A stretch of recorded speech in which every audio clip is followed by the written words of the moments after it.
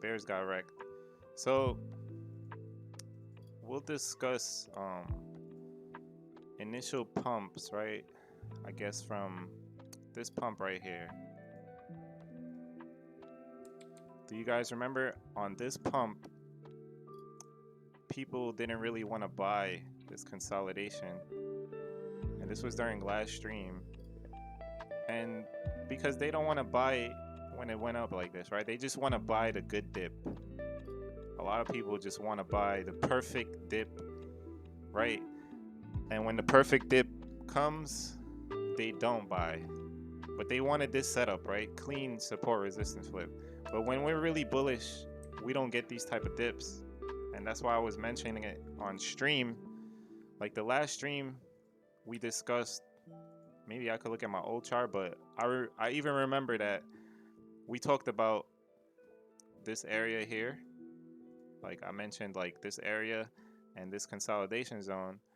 And it was basically like, look, if we're really bullish, then the worst that can happen is a run of these lows. Like ideally, we wouldn't really retest these levels, right?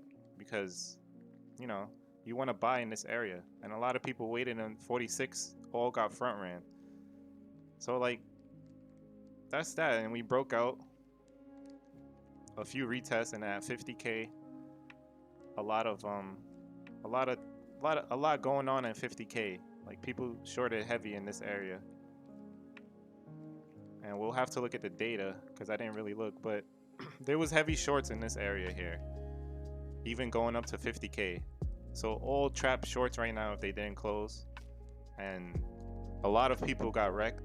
So the people shorting here in this area from 47 to 48, these people that shorted here, they're wrecked.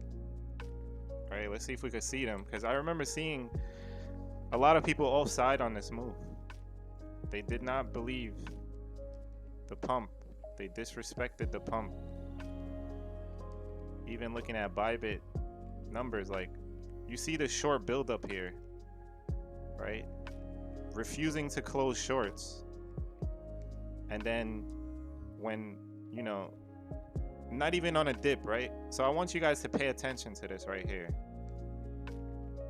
Look at this in detail, right? So you see, let me just go into more detail on this. And this is a good idea to get, like how you know bad these shorts were underwater. So like if you pay attention to the short interest, right, in this area. So like during this consolidation, right? Hold on, let me just move it because you can't really draw an exo. So you can see the short interest is high from when we was falling at 47K. So the shorts are not really closing in this area. So they're not really closing their shorts here because many of them were underwater from this pump over here. And the daily's closing right now, so maybe we'll talk about that. But just going over this part. So many of them are underwater, so they're not closing. So when we get that dip down right here, this dip, right? It dipped from, what is that? That's like 51.8 to 50.4, right? I'm talking about this dip here. A lot of shorts, they don't want to close because, you know, they're still underwater. So you can see they didn't close. So they started closing once we pumped up again. You see, that just goes to show you that they were so much underwater that they didn't even want to close on a 3% dip because they can't. They're underwater. Like market, you know, they got wrecked basically. And still, right, they can keep getting wrecked. So that's just an idea. And since the daily's closing now, and it's pretty much why I'm still long and didn't even close longs, bro. Like 50K, the 50K shorts are finally starting to puke. Some longs are starting to TP, keep puking and more. Oh yeah, so yeah, it was this setup. So I had the trend line here around 51.8, And then the first touch on it, I just took it because invalidation right above. So intraday scalps. So this is how it looked. I don't know how this looks on screen, but if you can see it, it wicked right on the trend line. Maybe I have this chart. Let me see if I could pull the chart up. So I think it was something like this. 51.8. So like in and out of the market. So like this wick, the first touch, I took the short, just market shorted, and I covered quick, very quick. Like I didn't get the bottom wick, but I covered like when it dipped first, I covered at like 51.4, and then I closed the rest here. But even I could have just continued shorting it throughout the day, because you can see that the trend line held throughout the day, right? One touch, reverse, the next touch, reverse. And then finally over here, it broke out. And bull markets. All right, here we go. Binance, we'll use this. Okay, so on higher time frames, right? We already took liquidity above this with this move.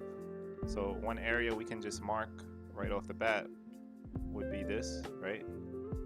Because ideally on a pullback, we're gonna have some reaction over here. Whether it nukes right through or whether buyers step in, we're gonna have a reaction there in my opinion. So now, since we already broke it, before we look at the downside, let's look at the upside. Like, what do we have over here? Right? We have this breakdown candle over here. We can draw this level. We got the breakdown candle over there, and that's where price is starting to hold. So if we start closing below, then we could expect a pullback to this level, and that will be the first level of interest to just take scalp positions, scalp longs on the 4-hour time frame. And then we have the demand candle that's untested, which is at 51K, and then we have another demand candle, breaker candle, untested at 49.8. So downside, we'd look more so at these levels on the downside.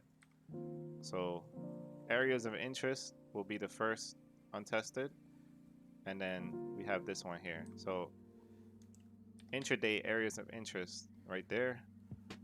Higher time frames, we're holding above this level here. So what can we expect on 4-hour time frames? Resting liquidity will be for sure above 59 to 60Ks, or 57, this high over here. So these two highs are the upside target, 57 and 60K. So those are just numbers that we keep in mind just in case we run a liquidity, because we already took liquidity. So going up from here is like, we're gonna try to take this liquidity. It just doesn't make sense for me to go higher, but it can happen, right? And then these are gonna be areas of liquidity that can give you, you know, good intraday positions, whether it's shorting, longing, whatever, buying dips, however you decide to play it. And then we have this key zone going on to higher time frames, right? We'll just mark this as orange. So this is going to be a key zone because that was where the breakdown happened and pretty much gave us this whole bear market, quote unquote. So getting above in this area is like going to be the long term, or the play as we close into Q4, right? It's going to be more so like, what is price going to do in this area? Because this is where big players are going to decide what's going to happen, right?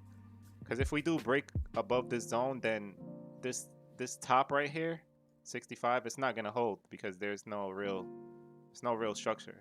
So this is going to be the key to going to making a new high, would be strength above 62K in this zone. So that's going to be the upside targets, and that's what we're going to be watching as we go up, right? So now, since we talked about the upside, just to summarize it, it's going to be liquidity at 59 and 57. So playing those would be like fast wicks into it with reversal, so you can take a short with risk management above these levels, right? And if you do plan on shorting impulses like this, you always want to use a stop loss because, you know, people shorted over here with no stop loss, they're all done. They're all out of the market with leverage, especially. So yeah, that will be long term. And as far as buying dips, the levels that I would be interested to buy some dips intraday. Wow, they're not showing, but intraday we have liquidity void from 52k. So if I'm aggressively scalping, I'm gonna wait below here at 53, 53.8. Aggressive longs, you can catch some cheeky scalp setups, but ideally you want to wait until these demand candles get tested. So you're gonna have the first one that gets tested here. That's gonna be 52.6, 52.8, and then this one would be an even cleaner one. But many times I see they get nuked right through, so you always want to wait for confirmation. So waiting for a structure to form and then getting in would be good. So right here, waiting for structure to form, then get in would be good over here as well. So that's going to be areas I'm looking to long intraday. Is going to be these levels. And yeah, pretty much we have this consolidation zone. If we're truly bullish, then I don't see a need to come back to 46 and 48k. So ideally, we're going to want to see these areas hold. So a wick below 50 followed by extreme strength, right? I don't want to see price back in here in this area because then we're going to have resistance on the upside. So intraday waiting here, okay? So yeah, that's Bitcoin. And besides the other setups I shared from trend lines, that would just be intraday plan and, you know, looking for small scalps on the short side, but just being patient. The higher risk to reward is going to be at the levels we just talked about up here, this untested liquidity. So 57Ks, those are going to be higher risk to reward.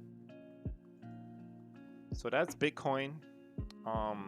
Intraday plays, intraday setups, what we looking for, and just overall bullish, right? And the ultimate level, ultimate downside that everybody's waiting for is 44 to 45k. And I can tell you that if we come here, people are gonna already be panicking and not even be ready to long. So that's ultimate downside. And closing below 44k, and then we back in the bear market, boys. But yeah, just as for Solana, we'll talk about Solana real quick. I'm gonna be waiting to long over here in the 140s. Like, just look at those trend lines and you see like just straight up greatness. All right, we don't got to talk much about this. We just see greatness over here near 130 to 140. We're gonna buy spot bags, right? So thanks for joining the stream. If you are not following my Twitter, go follow my Twitter. You could join the Discord, and definitely, if you aren't, subscribe to the YouTube, right? Because that's where the highlights is gonna be, and you could watch other streams as well on there. All right, cool.